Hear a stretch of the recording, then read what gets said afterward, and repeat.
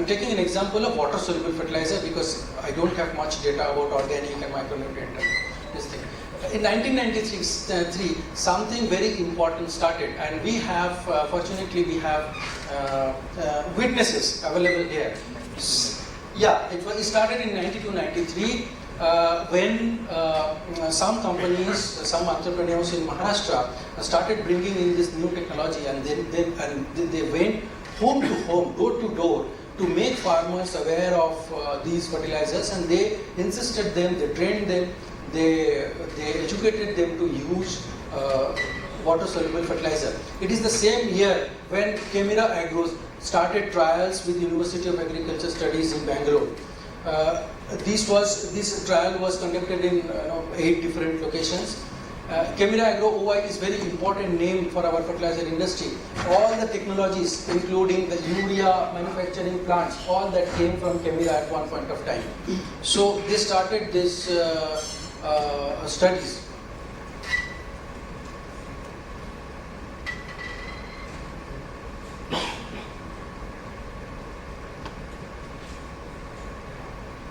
Then comes 2002. From 1993 to 2002, there was small imports happening, and these products were distributed, and the process of education was going on. But there was one very big problem. This was not a recognized fertilizer, and also this was not recognized by the revenue department of government of India. So there was a lot of trouble in bringing those fertilizers. Special permissions were required, and then people who got it, they also got into a lot of trouble for doing this. After 9 years, in 2002, one application based on the study made jointly conducted by UAS and Kemira was submitted to the Ministry of Agriculture INM, and this was approved by the CFC. First water soluble fertilizer 19 was registered in 2002 in the month of June.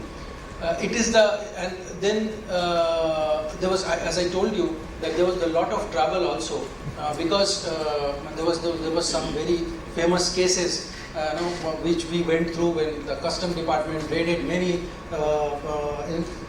institutions across the country to stop these consignments from going to the market. Where this consignment, nobody was aware that these fertilizers are going to revolutionize horticulture.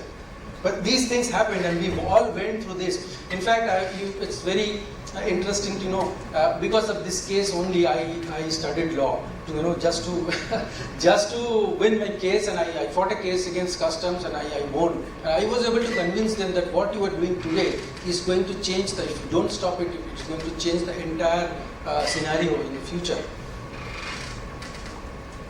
अपना ये remote इधर से Yeah, it's working now. Yeah.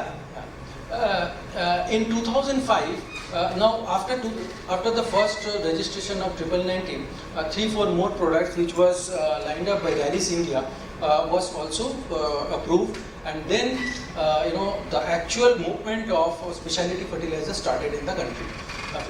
Farmers started utilizing it, and we also start seeing effect on the horticulture crop production from this year only, 2005. A lot of fertilizers was coming in, and one very important thing also happened.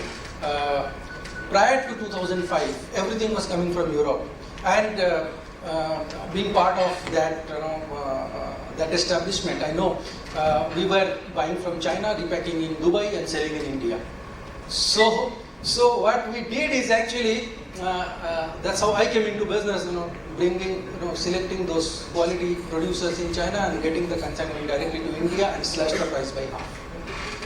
So that's how we made things more affordable to the Indian other companies also. They adopted this method, and they did they made the entire package affordable to the farmers. Then I will go in 2010. A lot of things were happening. This was the period where majority of the development happened. In 2010, bentonite sulfur was utilized, recognizing the need of sulfur in the soil. and some establishment also was working in understanding the increase in alkalinity of the Indian soil, and so bentonite sulfur was introduced. Bentonite sulfur was one of the products which also faced a lot of troubles. Deepak Fertilizer fought a case against customs in the Supreme Court, and they won. Otherwise, at one point of time, importing fertilizer I received one notice stating that you have smuggled these fertilizers into India. I said, how someone can smuggle fertilizer into one country? So this is how we were treated at that time. I felt very bad about it, and then at that time I was very determined to change things so that others don't have to face it. In 2007, we started producing WSFs in India, and we did some exclusive manufacturing for a couple of companies. This is in 2010. Organic fertilizer, biofertilizer, these all started getting recognized, at least by the INA, and the promotion of organic fertilizer started. Biostimulant actually started during this period. Again, what these entrepreneurs, the same entrepreneurs who started WSF in 1993, also started experimenting with biostimulants way back in 2010-2011. It was in very small quantity, but it was happening very slowly. Gradually it went up, and then in Maharashtra there was a biostimulant law, and then gradually things developed, and biostimulant came as a complete package of practice, and came into FCO last year in 2021.